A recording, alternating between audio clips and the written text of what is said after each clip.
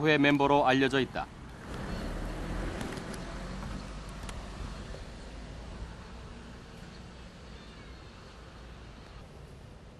이인규 지원관은 보좌진들과 함께 급히 택시를 타고 국회를 떠났다.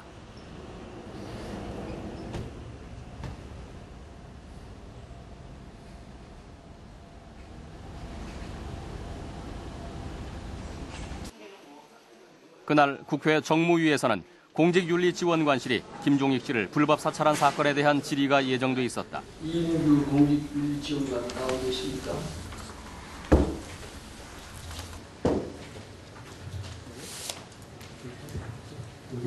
뭐 질문하려고 보니까 아마 사라져버린 모양인데. 공직윤리지원관 어디 있는지 지금 누구도 모르고 있어요? 어디 갔는지 몰라요? 공직윤리원에서 조사했어요. 네? 아, 모르냐고 아냐고 묻는데 대답이 없습니까? 방금 그 대탄이 나서 병원에 입원했다는 얘기 들었습니다. 몇 시에? 시간은 집에 보고 안 하고 갔어요? 2시에 있었습니까? 있었어요. 2시에 있었죠. 네, 근데 몇 시에 나갔습니까? 시간 보냈는데 혼내야 되는데. 네?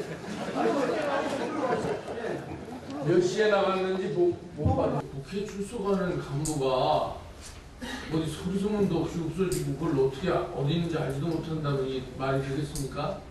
공직윤리 지원관이 보고를 이 사건에 대해서 하셨다면서 간단하게 얘기를 했습니다.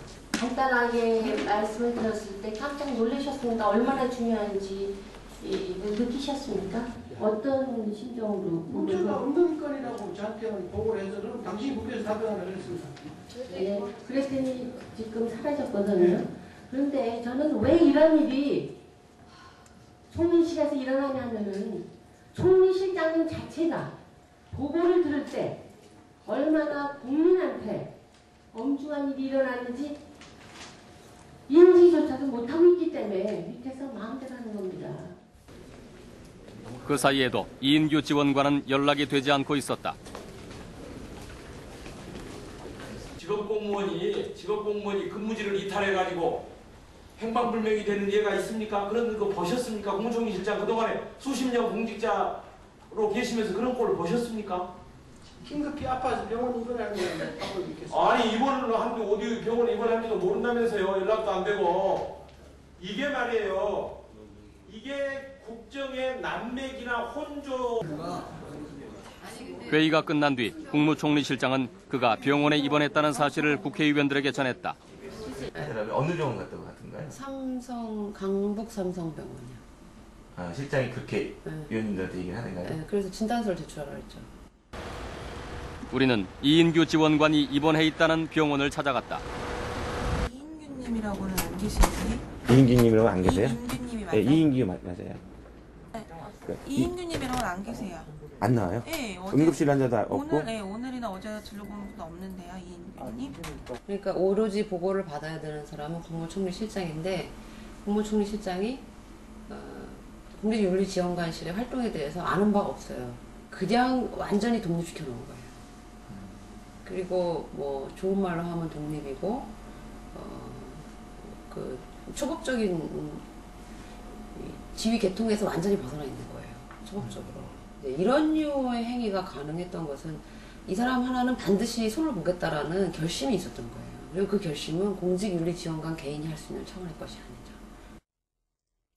청와대에서도 김종익 씨 사건을 인지하고 있었다는 사실이 드러났다. 김 씨가 헌법소원을 낸 올 2월 청와대 행정관이 전화를 했다. 2월 17일 날 청와대의 이준식 행정관이라고 이제 저희는 전화를 했습니다.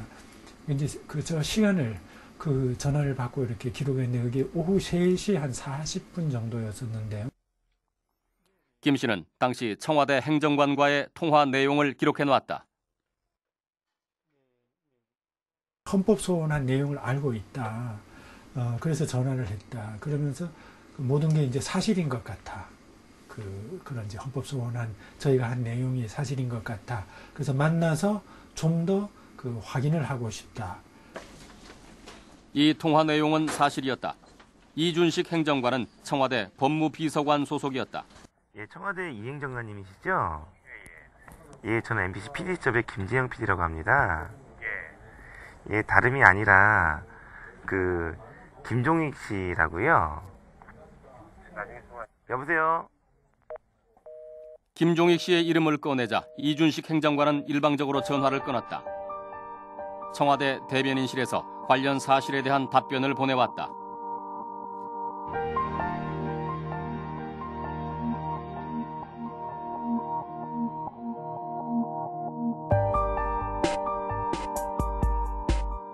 그러면 저는 공직윤리지원관실에 대한 질의가 예정됐던 날 김종익 씨도 국회를 찾았다. 그는 자신이 왜 지난 수개월간 불법 사찰을 받아야만 했는지 묻고 싶어 했다. 김종익이라는 한 시민에 관해서 질문을 하고자 합니다. 그날 그는 다시 한번 분노했다. 그런데 공직윤리지원관실은 그 압수수색 영장을 받은 법적 근거가 없어요.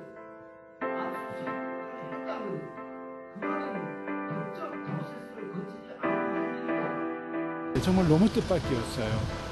그 자리를 출석을 했다가 그렇게 도망을 버리는 이런 그것은 너무나 뜻밖이고 상상을 정말 못했던 일이거든요. 너무 충격적이었습니다. 제가 불편하고 힘들고 억지로 저를 견디고 있는데 그러한 정말 황당한 그런 것을 이렇게 보면서 도대체 대한민국은 뭐하는 어떤 나라인가 이런 자괴감까지 드네요.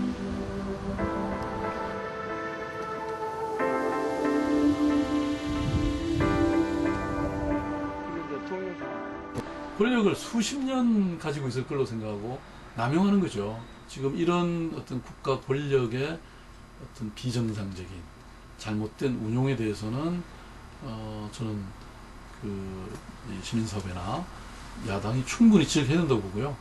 언론도 마찬가지고. 그러고 나서 새 정부, 다음 정부가 어떤 정부가 되든 간에 그것은 정치적 어떤 보복이 아니라 국가 권력을 이렇게 써서는 안 된다고 하는 것은 저는 확실하게 규명을 해야 된다고 생각합니다.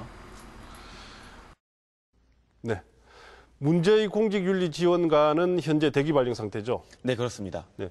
총리실에서는 공직윤리지원관이 그날 고혈압으로 병원에 입원했었다라고 밝혔는데 어떻습니까? 네, 실제 입원해 있었는지는 의심스러운 상황입니다. 지금 이 사건이 커지면서 공직윤리지원관실에 대한 정부 조사가 진행될 예정인데요. 이 사건은 행정부에서 일어난 불법적인 사건이기 때문에 진상조사를 위해선 국회 차원의 국정조사 내지는 특별감사가 반드시 필요합니다. 그리고 김종익 씨에 대해선 원상복귀와 그간 입은 피해에 대한 배상이 이루어져야 할 것입니다. 네, 김재영 PD 수고했습니다. 이번 민간인 사찰 사건은 한마디로 불법 사찰이며 표적 수사입니다. 이 사건이 중요한 것은 그가 왜 그 대상이 됐는지 아직도 그 이유를 알 수 없다는 데 있습니다. 정치 참여를 하지도 않았던 그가 특정 정치인과 동향이라는 이유로 또 노사모에 가입되어 있었다는 이유로 이런 사찰을 받았다면 얼마나 많은 사람들이 이런 사찰의 표적이 되었을지 알 수가 없는 노릇입니다. 뒤지면 뭐든 나오겠지라는 수사는 국민 개개인을 공포로 몰아넣겠지만 결국 모든 진상은 언젠가는 밝혀집니다. 이번 사건이 어떻게 처리되는지는 대단히 중요합니다.